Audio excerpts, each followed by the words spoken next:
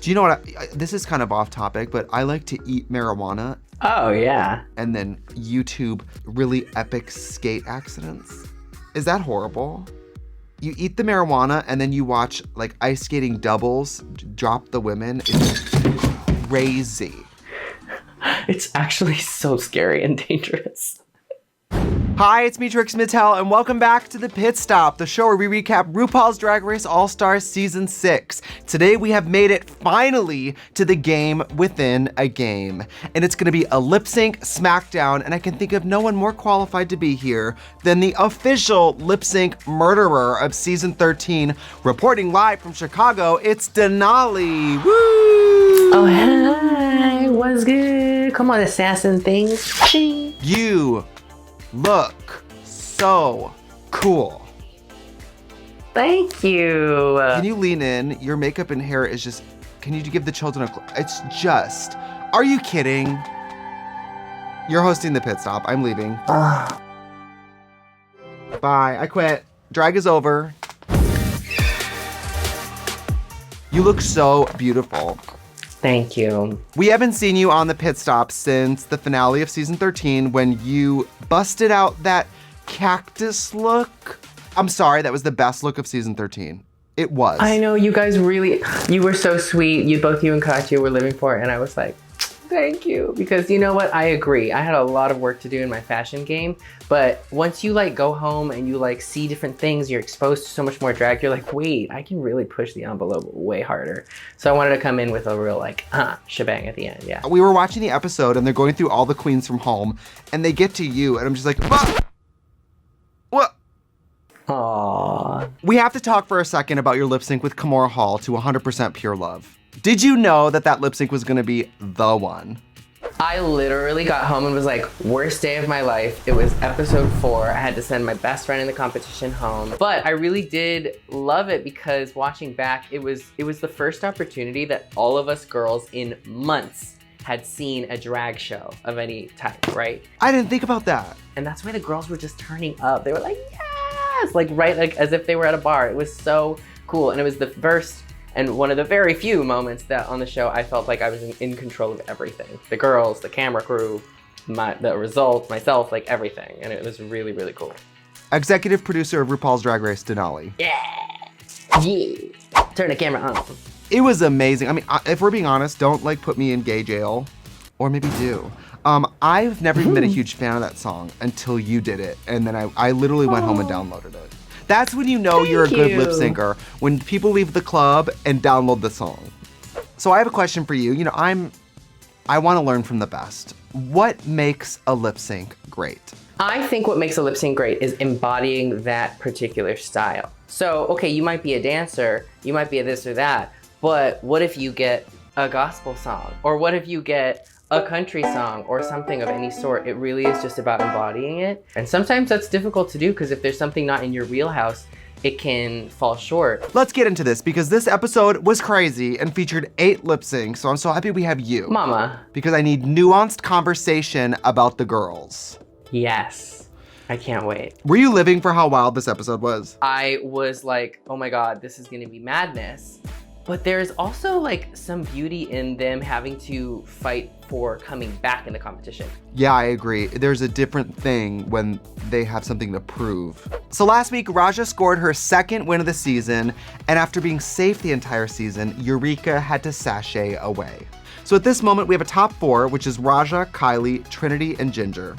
What do you think about this top 4? Fantastic top 4. Super diverse, super talented. I obviously have an affinity to assassins and all of them are incredible lip syncers. So truly, I love it. Yeah. Is this the top 4 you might have imagined? Yeah, actually it was. I was really looking forward to seeing. I think honestly, Raja was such a surprise because, you know, from her season, I feel like there was a little bit of a sense of overlooked. And even after she got home, she just didn't have the same reception that I think that she deserved. And so for her to really like rally forth, win 2 challenges now, and to like get the recognition she deserves, it is truly just like, Raja being in the top 4 to me is what All Stars is all about. It's somebody really going like, you guys did not see the best me. I'm gonna come back and actually show it. For the top 4, Eureka was an easier choice because of track records and the fact that she didn't have a win. Denali, are track records a smart way to choose whose lipstick to pick and send home? It matters what your intention is. If you really want to gun for that top spot and Naomi Smalls the girl right out, then yes. But at the end of the day, if you're trying to play the game fair or whatever, then did that make any sense? No, it did. Heidi, during the pit stop this season, said people always say they want to beat the best. If you pull someone's lipstick and send them home because they're good, you're still beating the best. 100%. Now, like every previously eliminated queen, Ru tells Eureka that it's not over. Eureka is instructed to return to the main stage for a chance to fight her way back into the competition. What do you think is going through Eureka's head? At this point, I think if you're on All Stars and you've signed up to do it, I would just be like, okay, pull me in whatever direction, do what you want with my body, here I am, let's go. Like, yeah. I mean... It's like you at market days. Just do what you want with my body. Pass me around, yeah. Like, do whatever you want. But truly, All Stars, it's just such a free-for-all and so much is thrown at you that, like, is it really a surprise anymore? You know, and she's someone that's been through it 3 times now. She's somebody who's done Drag Race enough times, she can walk into the workroom and look at the sound guy and be like, hey, Glenn, you know what I mean? She knows everyone. She like lives at Drag Race at this point. Now, on the season 13 premiere, you and Lala Ree were told to report immediately to the main stage for that memorable lip sync smackdown. What are your memories of that? It was, you know, you have these dreams of as a Ru girl when you're like, oh, this is what I would do for this and this is what I would do for that. And for the longest time I was like, oh, I think it'd be so... Wait, can I curse? Yeah, they'll bleep it. Okay, I was like, I think it'd be so to walk in with like just an ice skate. Like the first thing you see is just like a knife. Because usually it's like a foot shot, right? And then that kind of backfired. Let's just say that if we could go back in time, would you have chosen a more sensible shoe? Absolutely, absolutely. Lip sync prep is basically everything. The top 4 are shook when they receive a video message from Carson Kressley, which finally reveals the twist of the season, which is that the eliminated queens have been lip syncing week after week for their chance to get back into the competition. Have you liked in previous All-Star seasons when the eliminated queens have a chance to come back?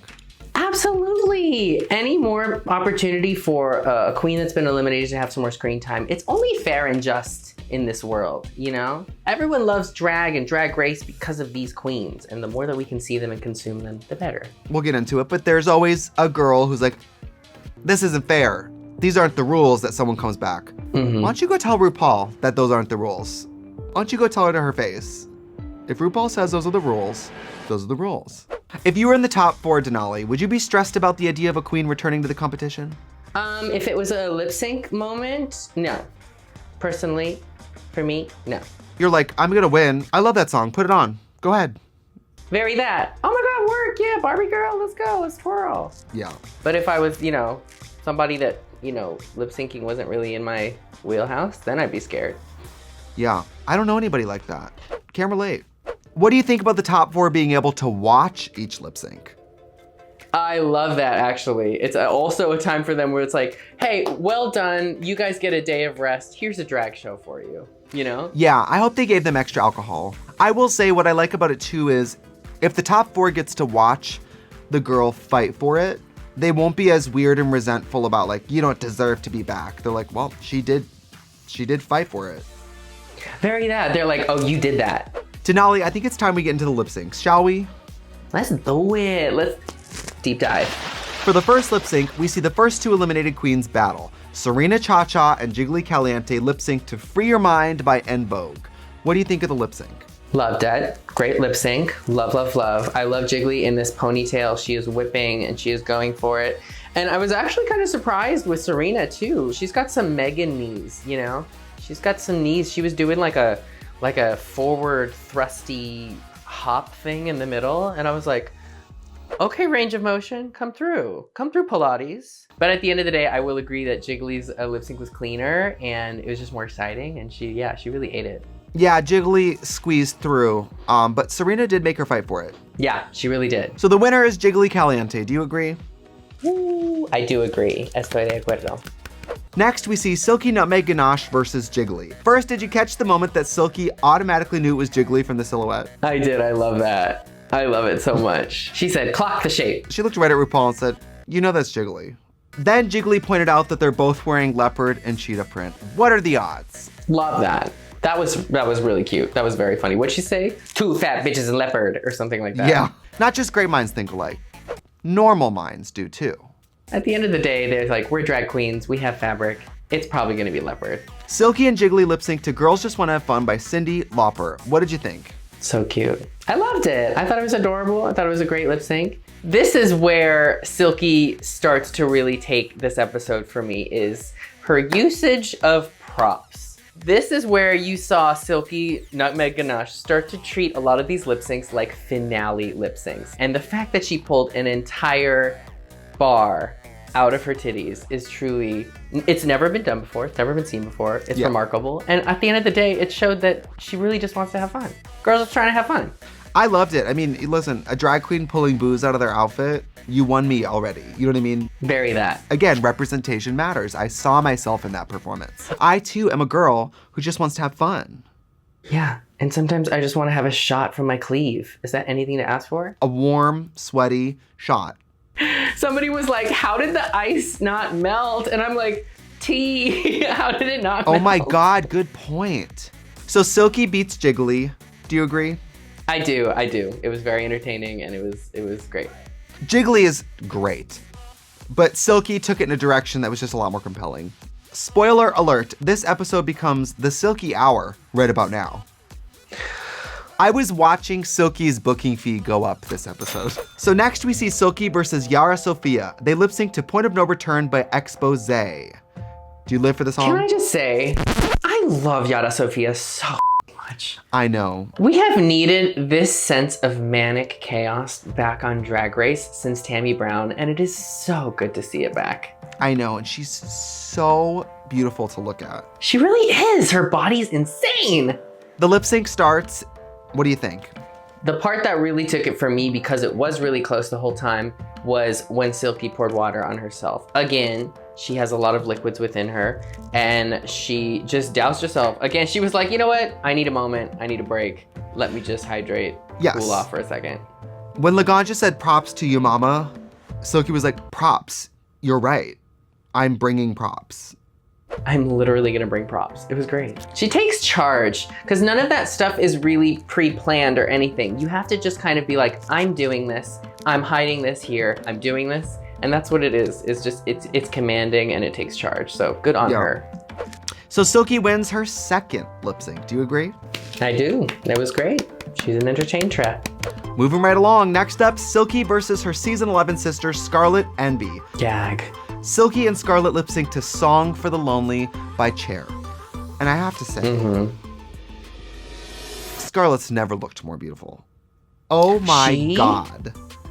Was stunning. I'm loving these girls in these vampier looks where everything's just a little darker and ooh. So pretty. Her makeup is so pretty. Scarlet, if you're watching this, you are so beautiful. What do you think of the lip sync?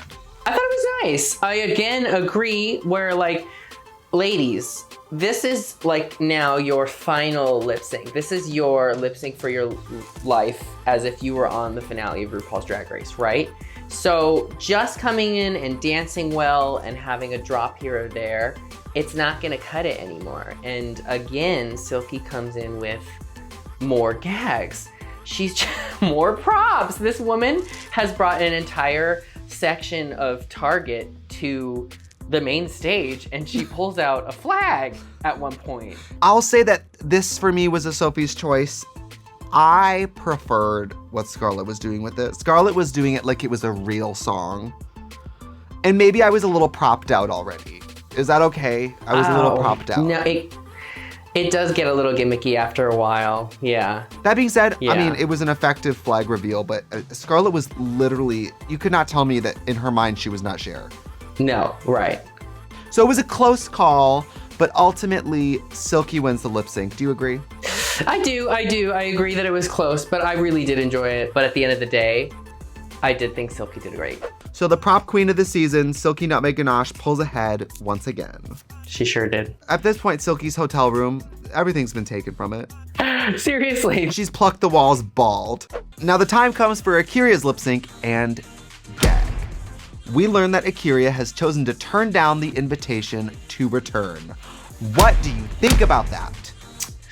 You know, being at and on RuPaul's Drag Race, it's a whole new kind of game for yourself too, internally, right? It's a whole new mindset. Sometimes you'll come in being like, yes, guns a-blazing, and that fire can be really there.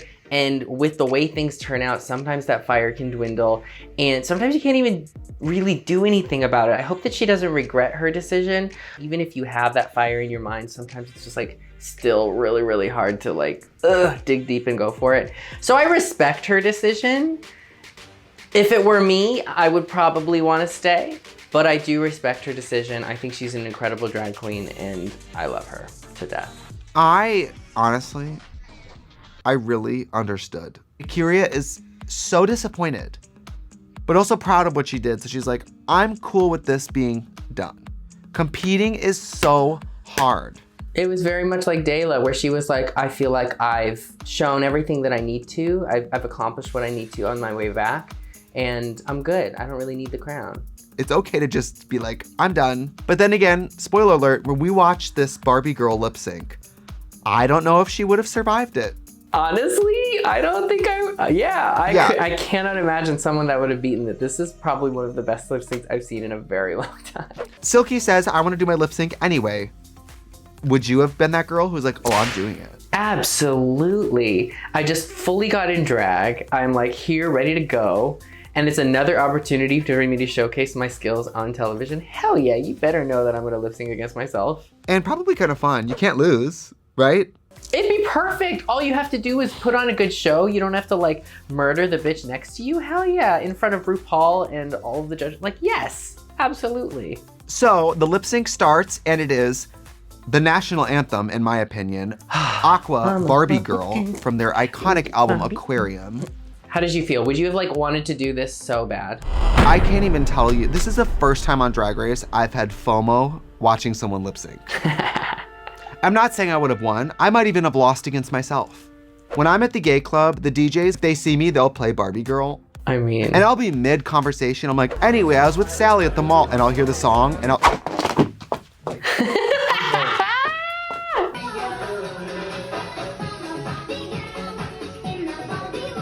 So Barbie Girl starts. We see Silky giving this, I'll let you describe what's going on. She's giving a season 7 tease to the half and half challenge, the gender swap kind of moment, because it is a male and female vocal song. And honestly, it was entertaining. Was it super crisp and clean? No, but that's drag. It was a fun concept. I thought she looked pretty messy. Yeah. The hair was all over the place. The costume was all over the place.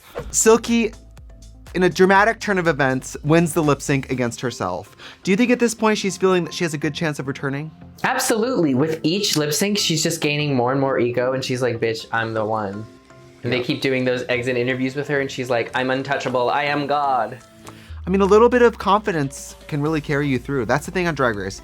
Once you get that little win, you gotta ride the wave. All right, so next we see Silky versus Jan. They lip sync to Heartbreaker by Pat Benatar. What do you think? Such a good song. Oh, such a good song. I honestly thought this was a fantastic lip sync. I thought it was really neck and neck.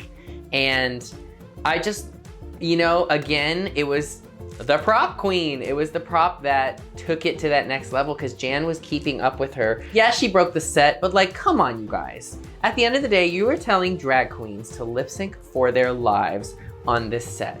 It's gonna happen. And I loved all of the choreography from both of them. It was just the invisible cardboard guitar that was hidden where? Where did the guitar come from? At this point, she is pulling things from orifices I didn't even know existed. I was like, is that a pizza box that she couldn't do? Like, that guitar looked like it could have at one time been like a UPS or pizza box. You know, when you're on Drag Race, you have very limited resources. She said, I need 4 large pizzas. Don't worry what it's for.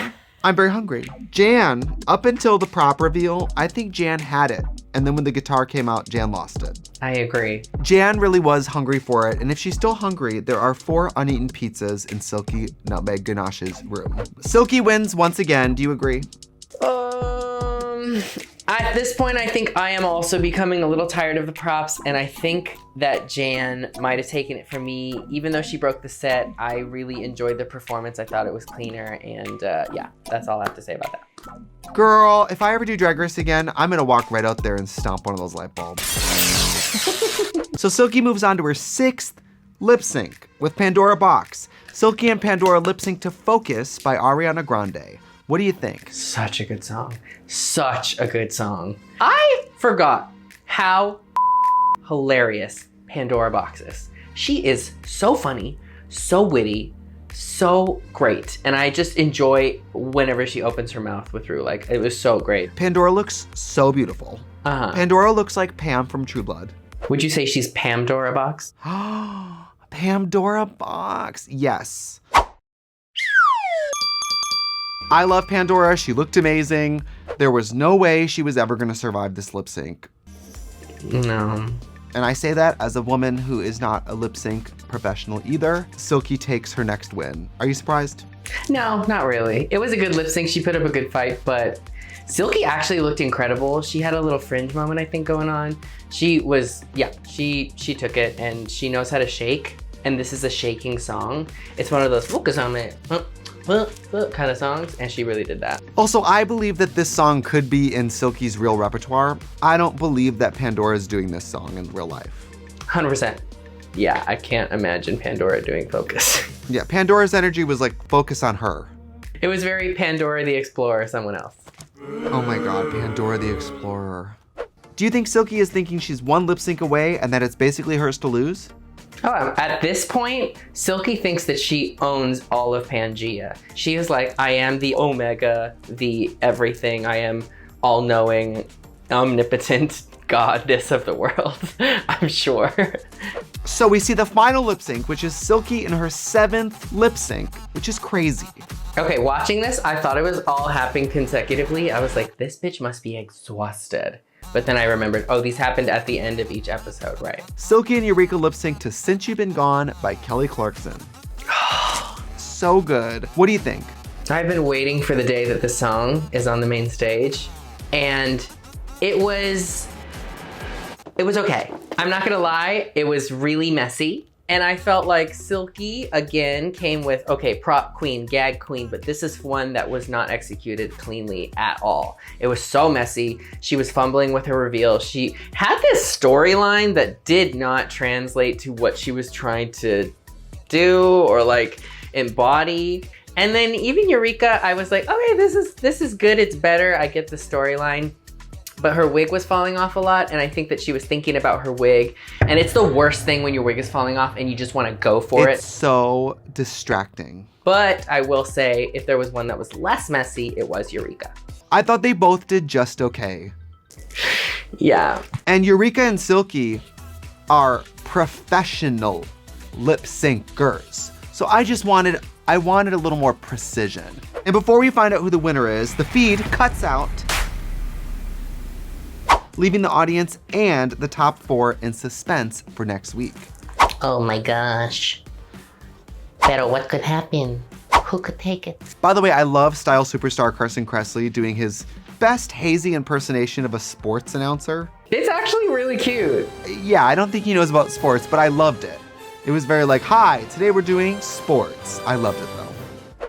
So the feed cuts out, and the top 4 is sitting there like, blink, blink, blink. What do you think they're thinking? Oh, at this point, they're probably like, you know, what could happen? Yeah, it's also the end of an elimination day. Who do you think won that lip sync? I think it was Eureka. I think it was too. I think so. As much as the wig was sliding back and it was a little held back of her performance, it was less messy than what Silky was doing. And the story that she was trying to tell, it just didn't translate. I was like, why are there chips? Why does she look like Missy Elliott? What is going on? I'm confused. I am not Marie Kondo. I do not like mess. I do not like mess. So I thought it was Eureka just squeaking by. Even if Eureka is chosen to return, isn't it amazing what Silky accomplished this season? We have to give our props to the prop queen. She really did an amazing job, and I think solidified herself a lot of bookings in one episode. Katya and I collectively lost 8 lip syncs on Drag Race. Silky just won 6 of them. That's a gag. It's not relatable. That is a gag. Denali, I've asked every guest this season, who from these final queens could you see potentially winning All-Star Season 6?